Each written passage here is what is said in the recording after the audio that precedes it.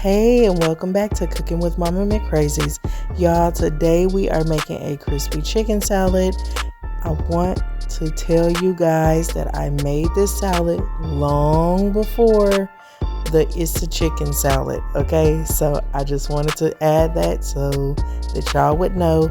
And I also want to let y'all know that I ordered some Tyson crispy chicken strips, but Walmart sent me, I think it was the Fast Fixin' brand or something. They were still good, but that's why I used a cheap looking chicken strip. All right.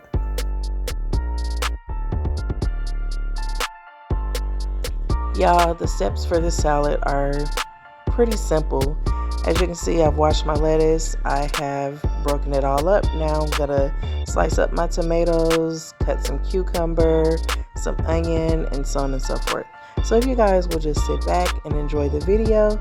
If you have not subscribed, please go ahead and do so.